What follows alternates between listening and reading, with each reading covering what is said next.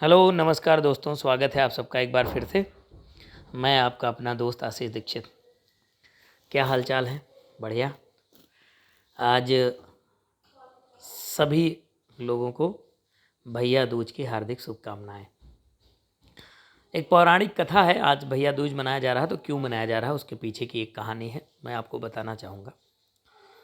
कहते हैं कि सूर्य भगवान के और उनकी पत्नी छाया, सूर्य देव की जो पत्नी है उनका नाम छाया है। तो सूर्यदेव और पत्नी छाया से एक पुत्र और एक पुत्री उत्पन्न हुई। तो पुत्र का नाम था यम और पुत्री का नाम था यमुना। यम जिनको हम लोग यमराज के नाम से जानते हैं। तो यमराज जो है वो सूर्यदेव के लड़के हैं और यमुना जो है वो सूर्यदेव की पुत्री हैं। तो यमुना की जब शादी हुई और शादी होकर वो अपने घर चली गई, ससुराल चली गई, तो यमुना अक्सर अपने भाई को अपने घर आने का आमंत्रण देती और अक्सर कहती कि आप हमारे घर आइए, एक दिन आके भोजन कीजिए। अच्छा, यमराज की एक खास बात थी कि यमराज को कोई अपने घर बुलाता नहीं। क्यों? क्योंकि यमराज का काम है प्राण लेना। अब जो आदमी प्राण लेता हो उसको अपने घर कौन बुलाएगा? तो उनको कोई बुलाता नहीं था। तो जब यमुना ने बार बार आग्रह किया और वो संकोच बस जाए ना, यम यम मतलब यमराज, तो एक दिन जब बहुत याचना की और भाई के प्रेम में वशीभूत होकर जब वो रोने लगी कि आप हमको मानते नहीं, आप हमारे घर नहीं आते हैं, कुशल क्षेम लेने भी नहीं आते हैं, एक दिन आप आइए हमारे घर में भोजन कीजिए। तो उनकी याचना सुनकर फिर यमराज जो हैं वो कहते हैं ठीक है, कार्तिक माह की द्वितीया तिथि को, यानी अमावस्या के बाद प्रथमा प्रतिपदा, उसके बाद द्वितीया तिथि को फिर हम आएंगे आपके यहाँ। तो कार्तिक महीने की जो दूज है, द्वितीया तिथि है, उसी दूज को यमराज अपनी बहन यमुना, यमुना नदी जिसको बोलते हैं हम लोग, है ना, यमुना माता, तो यमुना माता के घर गए और वहाँ जाने के बाद उनका आतिथ्य स्वीकार किया और उनके यहाँ रहे।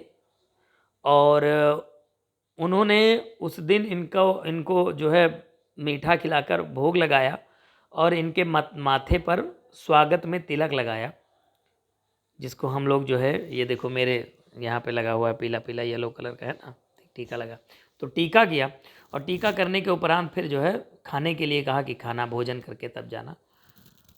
तो यम चूँकि इतना ज़्यादा व्यस्त आदमी, उनके पास काम तो है नहीं, आदमी नहीं देवता कहा जाएगा, क्योंकि उनको क्षण क्षण प्रति क्षण कितने लोग मरते हैं, सबके प्राण ले जाने होते हैं, तो उनके पास ज़्यादा समय नहीं था।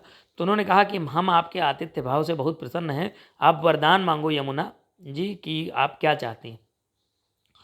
तो उन्होंने कहा कि आप वरदान अगर हमें देना चाहते हैं तो आप हमें ऐसा वरदान दीजिए कि जीवन में, मेरे संपूर्ण जीवन काल में आप हर बार इसी तिथि को, यानी कार्तिक माह की दूज तिथि को आप हमारे घर आएंगे, हमारा आतिथ्य स्वीकार करेंगे, हमसे टीका करवाएंगे, एक बात। और दूसरी चीज़ है कि जो कोई भी बहन भाई इस त्यौहार को मनाएंगे और जो भाई अपने बहन से टीका करवाएगा उसकी आयु लंबी होगी, ये हमको वरदान दीजिए।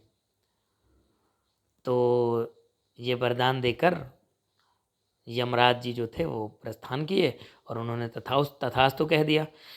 उसी दिन से और फिर आज तक उसी परंपरा का निर्वहन करते हुए ये जो भैया दूज है, भाई दूज के दिन जो भाई हैं उनको अपनी बहन के वहाँ जाना होता है और अपनी बहन के वहाँ जाकर उनसे जो है माथे पर टीका लगवाते हैं और कहते हैं कि मस्तक पर अगर टीका लग गया तो फिर यमराज का वो वरदान प्रभावी हो जाता है, जिससे भाई की जो उम्र है वो लंबी हो जाती है ना।